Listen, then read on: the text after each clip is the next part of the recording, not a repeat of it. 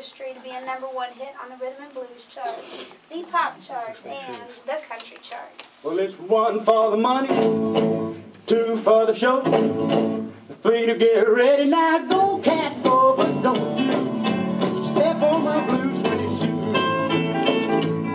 You'll be doing anything very hard for my blue suede shoes. Of course, Carl Perkins will find out years later that this beautiful Cadillac car had been purchased for him with royalties that were owed to him, but I don't know that he held that against him. Now, although Carl Perkins, he did write the song Blue Suede Shoes, he wrote it in part from a suggestion for a tune that had been given to him by the Man in Black.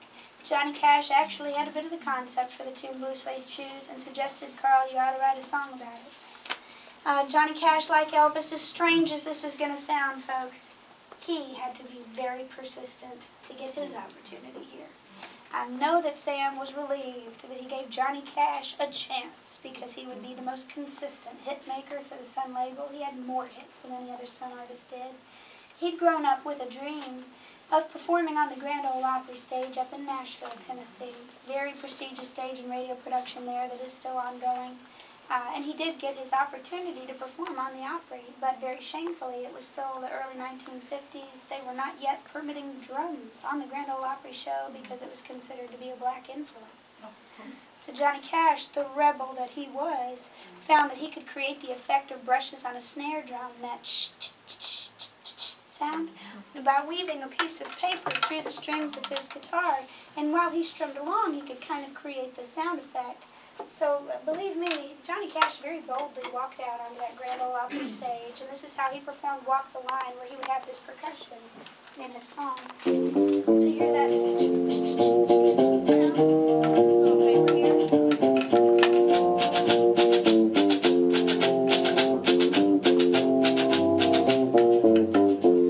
But we are sure that it was only a piece of paper, not a dollar bill with Johnny Cash.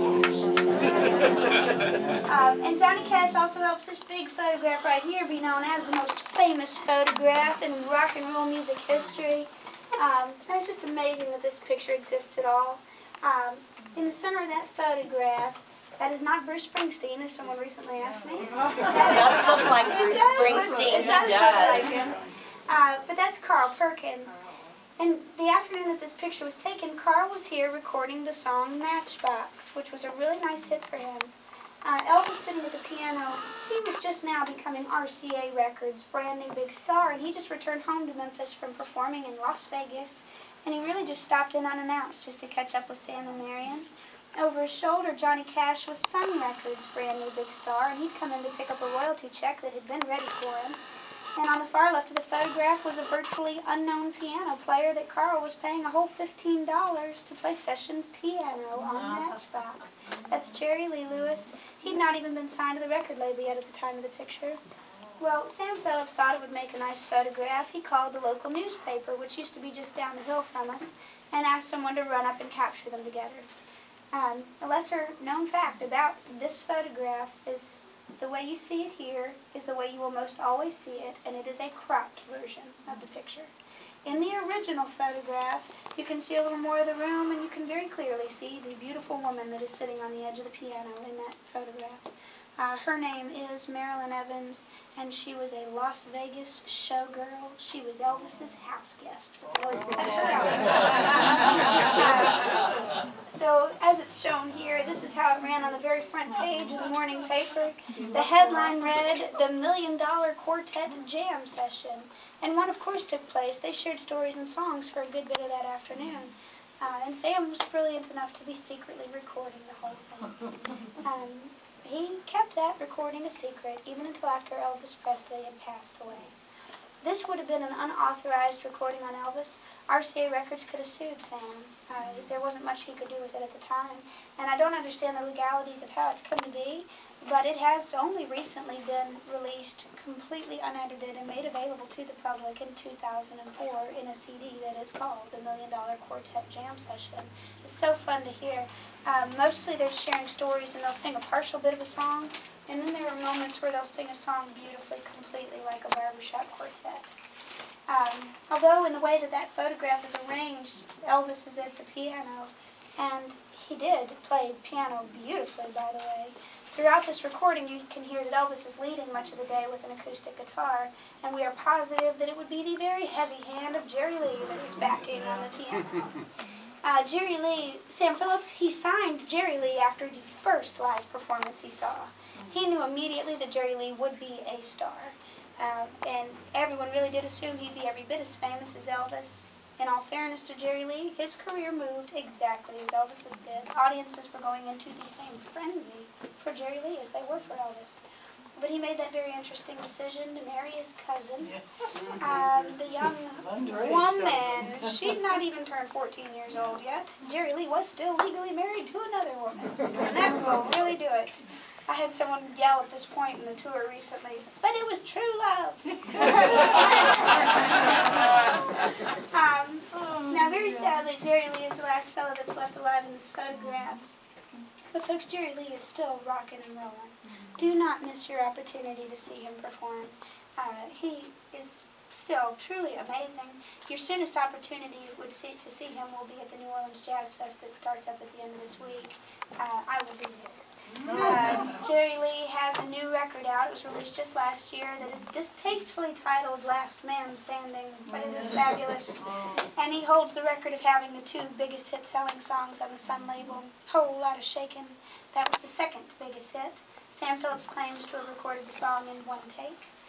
This tune right here is the biggest hit-selling song on the Sun label. You all know this one, and it definitely belongs to Jerry Lee. You shake my nerves and you rattle my brain. Too much love drives a man insane. You broke my will, but what a thrill.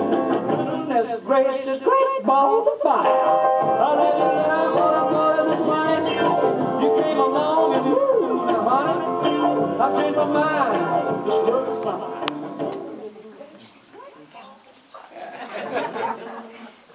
Well, they do not. They've made it clear that I'm not permitted to drone on all day about rock and roll music history, so I do have to wrap it up. In 1960, the lease on this building was up. Sam Phillips did not own the space. He had only rented it. And although an artist named Charlie Rich, who came to be known as the Silver Fox, he still had a hit climbing the charts, a tune called Lonely Weekends. But Sam Phillips made the decision to close the doors on the Sun label with his decision to not renew his lease here and quit while he was ahead. He didn't want out of the business altogether. He still really enjoyed making records. So he went a few blocks over to Madison Avenue where he built a new recording studio for hire, called it Phillips Recording Service. His son Knox runs that business today. It has never closed down, and they are making a record over there every day. This little gem of a recording space remained almost completely vacant for 25 years. The restaurant, it changed hands a few times, and it went vacant. And I think it is some kind of a miracle that the building is standing.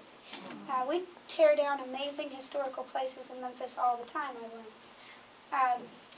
Flash forward to 1985. Upon learning this was sitting here like they left it, the fellas that are in this collective photograph with the gray mat and the black frame, that little picture, from left to right in that photograph, it was Johnny Cash, Roy Orbison, Jerry Lee, Carl Perkins, and on the far right is record producer Chips Moman.